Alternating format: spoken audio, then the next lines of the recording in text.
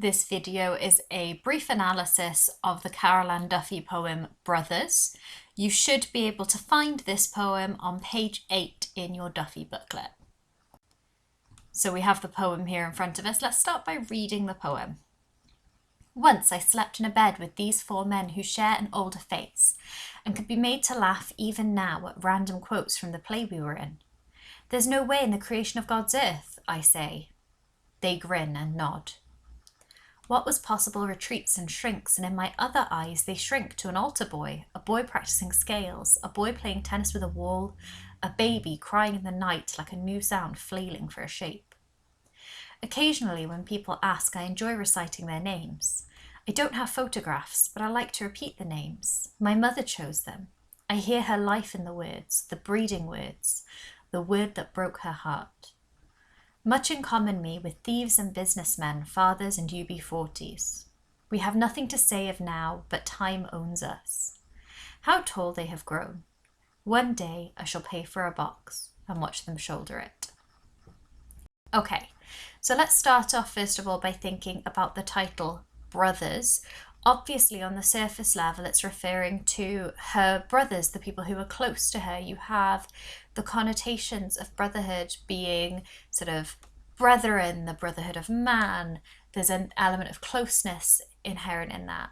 But equally there's a sense of alienation in it. If you get rid of the BR, the word is others. So there's this idea of the brothers being separate from the speaker of the poem in some way.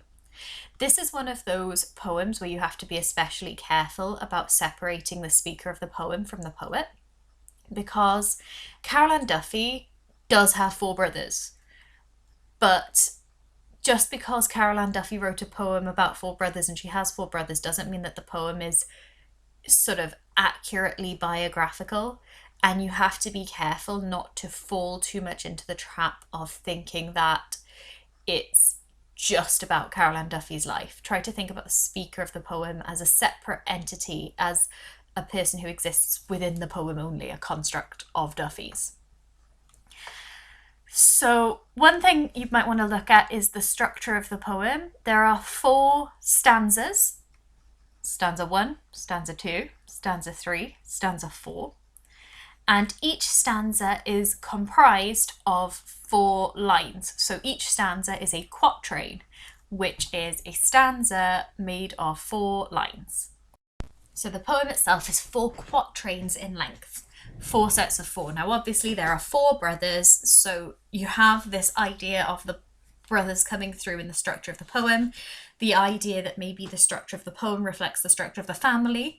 If that's the case, you have to wonder why there aren't maybe 5 stanzas, each with 5 lines.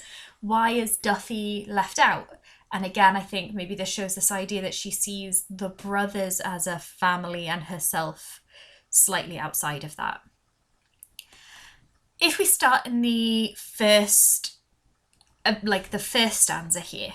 Once I slept in a bed with these 4 men who share an older face.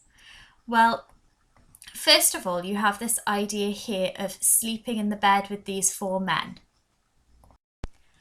So if we look at this first line, the first thing that you'll probably notice is this word here, once. Once I slept in a bed with these 4 men. Now that gives this almost fairy tale-like structure, but it also shows this idea of tense. This is something from the past that happened a long time ago and has stopped and has ended, as well as obviously that fairy tale or childlike kind of imagery of once a long time ago something happened, but it stopped happening now.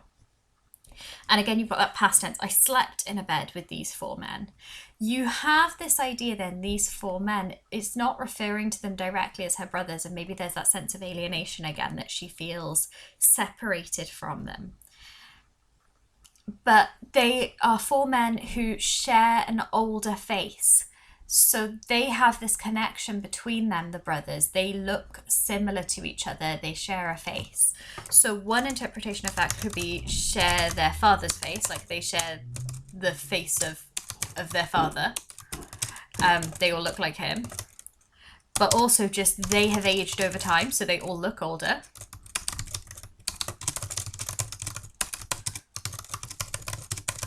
And also there's this idea of connection that they have and she doesn't have. She maybe doesn't feel like she's as much part of the family as they are. But even though they share an older face, they can still be made to laugh even now. So this idea that they still maybe have this laughter in them. Now, obviously an alternative interpretation is that they're easily manipulated, etc. But you could also see this interpretation as being the idea that maybe the older face is kind of quite friendly. There's an idea of a sense of humour. And again, that sense of humour is shared between the family. And the reason that they're laughing is because of quotations from the play that they're in. But their connection to each other is entirely based on nostalgia. Because what they're laughing at are quotes from a play that they were in the past. They're not in it anymore, and you have that tense there still to show them. Again, you could understand this idea of the play that they were in as being maybe this idea that the family was just a play. There's an element of falsehood in there. It is almost kind of reminiscent of litany in that idea of sort of fake or staged family.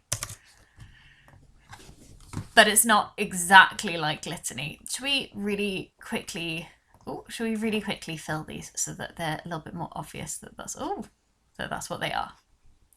Let's not do that. Let's do this. There we go. So we can really quickly see what we're actually doing here. So you have this idea that they are linked. They're linked by this idea of nostalgia. That's kind of where they're going through this. There's no way in the creation of God's earth, I say. This is fake. It's from a fake play. It doesn't really exist. It is not real. But they still laugh at it. There's this idea here of there's no way as being almost this idea of like a dead end, something that you can't get past, something that's stuck. And maybe it's this idea that their relationship as a family sort of came to a dead end in childhood. So they don't have that relationship anymore because their future is gone. It's retreated and shrunk. Notice how she says it and they grin and nod. You've got the caesura here. Whenever we see a caesura, we're looking for something that is cut off from something else. And in this way, you can see that the I is cut off from the they.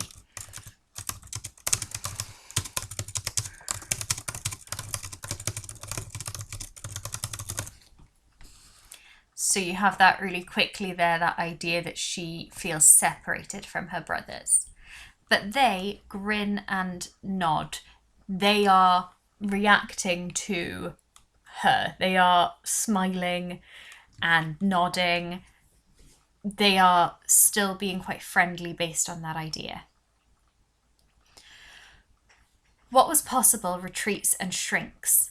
So notice this choice of was here as the choice of word. It was possible in the past. It isn't possible now. It was possible, but it's gone now. And the idea of possibility has this idea of the future. So this idea of something being possible almost contradicts this idea of something being stuck in the past tense. And it's shrinking away because as time goes on, the dreams of the future diminish.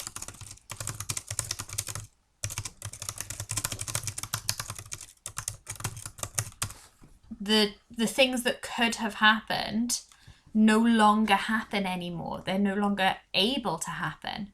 So the things they maybe would have dreamed of being when they were children, they can no longer be. It also, though, retreats and shrinks, because if you think about how she then starts to view her brothers, she starts to think of them as children. And children, so they're literally smaller than adults. So it's this idea again of it's retreated and it's shrunk because it's made smaller over time. And you can see how this idea that the future shrinks and gets smaller, and the possibilities of life shrink and get smaller. The world becomes narrower. The relationship that they could have had shrinks. There's no way for them to get past it. And then this repetition of the word shrink is used again. They shrink to an altar boy. So this is this idea that they're literally smaller. And these are her brothers: an altar boy, a boy practicing scales, a boy playing tennis with a wall, a baby crying in the night like a new sound flailing for a shape. So this is how she remembers them. And you can see this repetition of the word boy over and over again here. A boy, a boy, a boy, a baby. She remembers them as boys. She doesn't remember them as these 4 men anymore. They are smaller, and that's how she remembers them from her childhood, as just boys. There's also this idea that she's remembered these 4 boys here. She hasn't really remembered herself included in there. She hasn't thought about the boys interacting with their sister. So you just have, this is her memory of them. How they were as children. You have this idea that they are smaller ideas, and maybe that she feels excluded. Now, what's interesting here is in her other eyes. Now, we've seen the other video, so we already know that one way that you could view that is as her masculine eyes or her boy eyes. But we maybe don't see it that way. We maybe see this as my other eyes as just being the eyes of the past, the eyes of when she herself was a child, this idea of youth and memory coming through here. And the way that they're represented: an altar boy, a boy practicing scales, a boy playing tennis with a wall, a baby crying in the night like a new sound flailing for a shape. So if you think about the implications of the way that she's seeing them, they're very simplified in the way that they're represented. She remembers them as a very narrow version of who they were as people, rather than as fully complex, fully realized people. If you look here, there's a couple of things going on. Obviously, an altar boy has to do with the church. And then if we pull right down here and we have a look here, so actually let's grab ourselves a new colour for a second to do this. So we've got an altar boy, and then here we've got thieves. Well, they're literally opposites, right? An altar boy, you have the idea of sort of religion. So if you talk about an altar boy, you have this idea of a good, a religious boy. And then if you compare that to thieves, that's a completely opposite representation of who this person is. You have a boy practicing scales. Now, you could read that as practicing scales on a piano, which I think is the most reasonable way to understand that.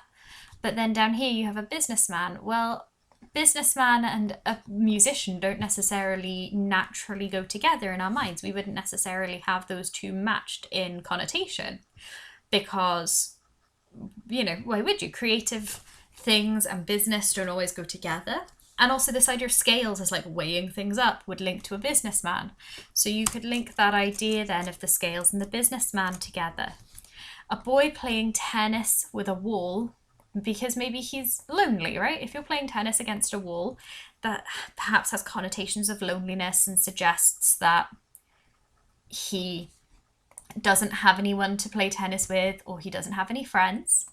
But then down here, we've got a father. Well, by definition, a father must have had at least one person to hang out with in order to have a child. So you have, again, this kind of contradiction between how she saw them as children and how they are as adults.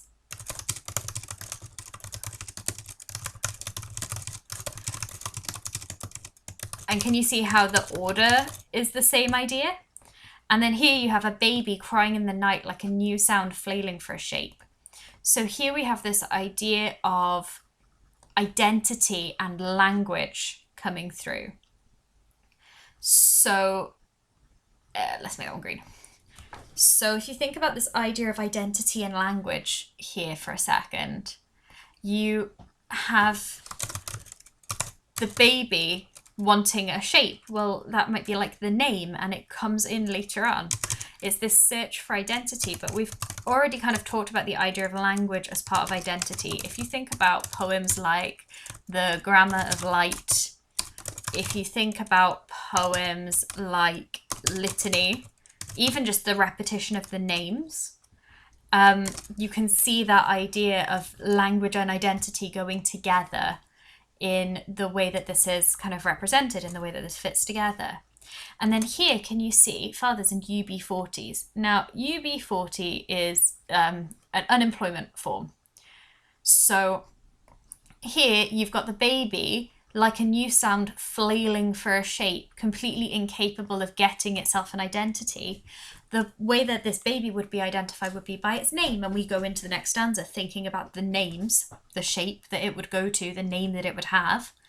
But also, UB40 would suggest that he doesn't have a job, and lots of people identify themselves by their jobs and identify with their job. In the same way that you might identify me, what's Miss Gowland? She's a teacher. You would put that identifier with it. So this UB40 is still flailing for a shape. This baby maybe hasn't moved on. And there's an element of pathos to it as well, because the baby is very unhappy. It's crying because it is new and it doesn't have an identity, but maybe it's a little sort of upset with, or maybe critical of the brother because he's still a UB40. So you have this idea of maybe sort of a slightly negative view of how it is.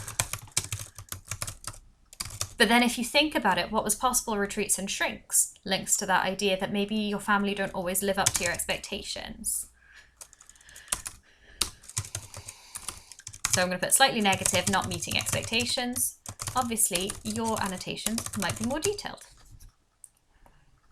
And we'll get rid of this bit there, and we'll make this bit nice and purple. There isn't a purple choice, and we'll make this bit nice and purple to go with it. Okay. Occasionally, well, we've started off again with that adverb showing us the time, right? Occasionally. So just like we had once before, we've got occasionally again. But here, can you see how we've moved on to present tense? So this is past tense. This is present tense. They shrink. A boy is practicing scales. A boy is playing tennis, because this is the present tense of her memory. And then this is the present tense of now. So they have nothing to say of now, but this is the present tense of now. And she is thinking about the present here. So you have this movement from once to occasionally. And what does she enjoy? She enjoys reciting their names. So you have this emotive verb here, flailing, showing how upset the baby is. It links with this idea of crying. But then here you have this idea of reciting their names. And again, that links us to litany. Like earlier, we thought about this idea of litany, reciting their names. Again, there's almost a religious element coming through here, just like the idea of an altar boy, the idea of reciting, and then here the idea of paying for a box. There's and God's earth. There's a religious undertone to this, perhaps showing this idea of like religion taking a role in the family. But also you have just those adverbs to show the time. When did it happen? Once. It happened occasionally. It's almost sort of quite conversational in tone, the poem. A criticism that some people have of the poem is partly because of this conversational use of adverbs, and partly because of the lack of regular rhyme scheme, and partly because of the lack of regular scansion. There's no regular pattern of syllables, no regular rhythm, and partly because of the lack of use of capital letters to start each line. Instead, the capital letters are used grammatically to start the next line only after a full stop or similar punctuation has been used. Sometimes people see this as almost prose-like.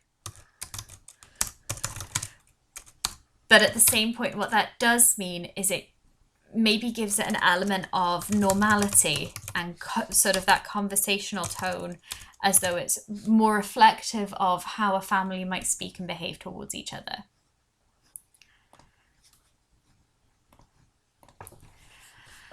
Now, she uses their names as an aide-memoire, as a way to remember them, rather than photographs. So she doesn't have photographs. Again, you could read into that as you will. Perhaps she doesn't value having photographs, but equally she remembers their older face. So maybe she just feels she doesn't need photographs. Many of us don't keep photographs around. But I like to repeat the names. So can you see how she's repeated the same idea? I enjoy reciting their names. I like to repeat the names. It's the same sentence in different words. And again, you have this idea of litany, of recitation, of repetition, of an almost liturgical, that is to say, of an almost religious ritual in repeating the names. But then she gives us the reason why. My mother chose them. So the link in the family isn't necessarily to her brothers, it's to her mother. And that's what she values there. The identity, the shape, isn't for the baby, it's for the mother. So the baby was crying in the night like a new sound, flailing for a shape. It was looking for its identity. But actually, by naming the baby, you haven't given the baby an identity. You've shown part of your identity by showing the name you would choose for that baby. And so Carol Ann Duffy feels like she hears her mother's life in the words. Rather than hearing the identity that would go with the baby, she hears her mother's life in the words. Now notice this stripping of identity here from the baby, because this has been changed. Instead of names, can you see it goes names, names, words. Instead of names, they're just words now. They don't mean those boys. What they do mean is her mother's identity. Oh, it'd be good if I could spell.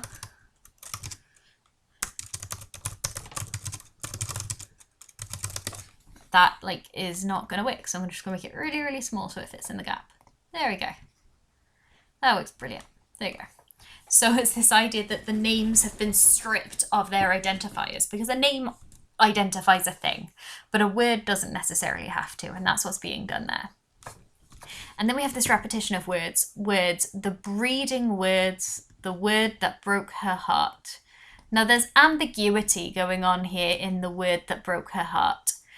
We can't know for certain which word it is that broke her heart. The breeding words, there's a few different meanings there. You could read that as the words are breeding words because they are words that are used as a result of breeding, as in the babies are a result of breeding. The babies are a result of her having given birth to them, literally breeding. And therefore they're breeding words because they're words that go to her breeding, her having of babies. Or you could read them as breeding words as in those words breed identity. They give the boys from before their names. You're going to notice what's interesting is that although Carol Ann Duffy goes on about how she enjoys reciting the names are not mentioned in the poem. So we are also alienated, just like Duffy maybe feels alienated, or sorry, the speaker. See, I made that same mistake I warned you guys not to. Just as the speaker feels alienated in the poem, we are made to feel alienated in the poem because we don't have those names. We don't have those words that she feels she can hear her mother's life in. And there's also this idea of the breeding words as being sort of to do with the language, that the words breed more words, get more ideas, kind of collect an identity, a shape for those boys around them. Then again, we have this idea of the word here. So we've got, I hear her life in the words, the breeding words, then the word by itself, singular. So you have plural, plural, singular. Just like Duffy, when she's separate from them, she's singular, they're plural. They're many, she's only one. You have the same idea here of the words that they have are breeding words. They're sort of their names, and her word is separate. Now, also, your breeding words could be your last names as well. The idea that those boys are going to be breeding and passing on. If you read it that way, it would make more sense to read the word that broke her heart as maybe being lesbian or gay or something similar. Carol Ann Duffy is gay, and this is one of those times where we have to be really careful about reading into the poem the author's intention. But that would be something that may have upset Carol Ann Duffy's mother. Carol Ann Duffy is a lapsed Catholic, and so lesbianism not going to be particularly ideal in her mother's sort of worldview. But we have such ambiguity around it that we can't know for sure. However, it could also just be the word that broke her heart could just be Carol Ann Duffy's name, because if you take the other words here, words as name, as you know, replacing names in the sentence, then the name that broke her heart could be Carol Ann Duffy, or it could be one of the brothers. We have no way of knowing. It's very ambiguous, and again, it alienates us from the situation. It kicks us out, just in the same way that putting a quotation from a fake play that we cannot see kicks us out of the poem. It puts us on the outside of the family. The speaker of the poem feels like they're on the outside of the family. We see that especially here. Much in common me with thieves and businessmen. Now, you can read this a few different ways. The person who, the other video that we looked at, reads it as sort of intentionally sarcastic, and you can read it that way. The important thing here is that there's non-standard syntax in this grammar. So there's a non-standard approach here.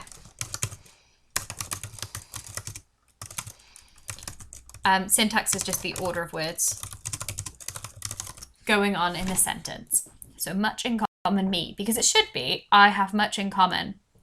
Now again, this could just be conversational in style. Think about it. Much in common me. Yeah, it's quite conversational. Or it could be putting herself in a lower status, because the sentence should start with I have much in common, but by putting herself later, it's almost as though she's putting herself later in the sentence. Or you could read it as sarcastic, as in I've got so much in common me. Sarcastic in the sentence. The thing is, again, we can't know, it's a poem. We have to accept the ambiguity in the poem and comment on the ambiguity in the poem. But one thing I would point out for you guys is this little cool thing here, which is that, again, we have her separated off by the punctuation. Just like up here, you had that caesura, she's cut off. You see how here she's got these two commas around her, cutting her off, the speaker of the poem separated. With thieves and businessmen, fathers and UB40s. So she's listed them, just like she listed them earlier, she's listed them now. We have nothing to say of now, but time owns us. So they're separated away. By the way, she's defined the brothers by their occupations, which is the same thing she did earlier. So she defined them by what they're doing with their time. And then here she's defined them by their jobs. Both times she's defined them by what occupies them, by their occupations. This lack of their names, this lack of their identity, as though she doesn't really totally know them, even though they're her family. We have nothing to say of now, but time owns us. So it's this idea that they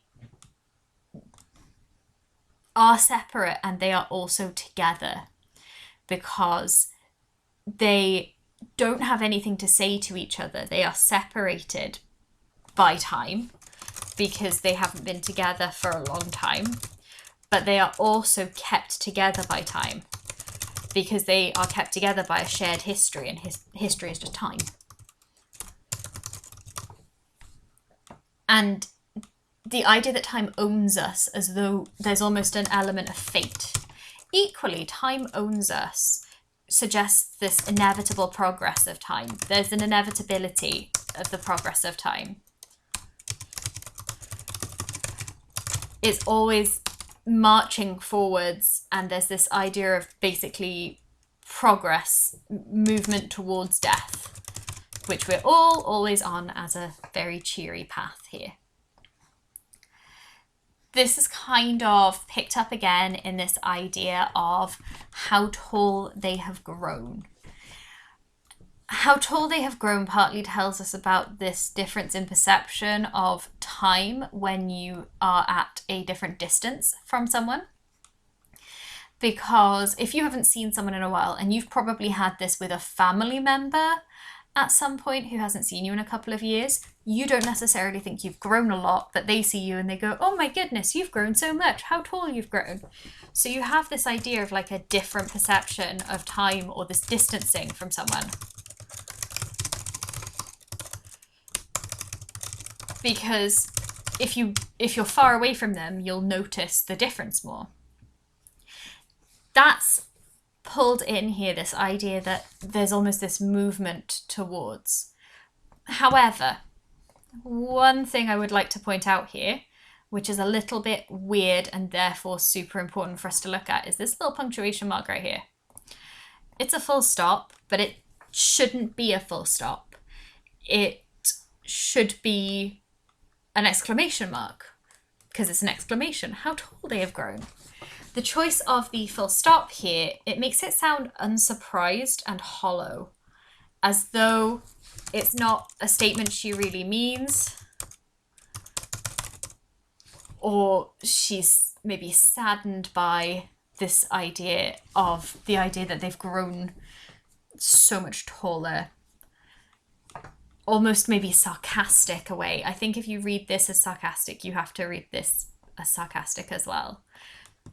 And this idea that they've grown taller, oh, how tall they have grown. But there's also this tinge of sadness, maybe if they're owned by time, the idea that they've grown taller means that they're all kind of older and closer to death. And then here you have the once up here, but now we're ending with the one day. But we've had the idea of what was possible has retreated and shrunk. So the family future is less hopeful than it was before. This idea of time moving on again. And I meant to make that yellow. That was a mistake. There we go. What shall she do one day? Can you see how this was a beginning once and this is an ending once? Because this is kind of highlighting this idea that what was possible retreats and shrinks. The idea that the future is smaller, the future has less possibility. It's gone from an opening to a closing here. Let's just make that grey for a second. There we go. One day I shall. Can you see how you've moved on now to the future tense? So we had once, we had the past tense, we had ask, and we have the present tense. We've got the future now. And what shall she do in the future? I shall pay for a box and watch them shoulder it. So her future is to pay for a coffin, a box, and then watch her brothers carry it. We have to think here about this idea of why is she paying for it? Is she the responsible one? If you look at her brothers, you've got thieves and businessmen. Well, businessmen maybe could be responsible for paying for it, but fathers in UB40s, there's going to be childcare costs and unemployment. They're not going to be responsible for it. So is it that she's the oldest and the most responsible? Is it the idea that she is just excluded from them? So she gets to pay for it, but they get to shoulder it. Or is it the idea that while she watches them shoulder it, and she maybe feels excluded from her mother's funeral, she's also watching them carry a different burden to her. She's recognizing that while she has a certain type of burden, they have a different type of burden. Recognizing them maybe as having their shape, having their identity in her family. Okay, that doesn't mean that's every possible way that you can analyze this poem, but this is just a really quick and dirty way to go through this poem, make sure that you have something to say when you come to write about this poem, when you come to think about this poem. Have a lovely day, and I will speak to you very soon.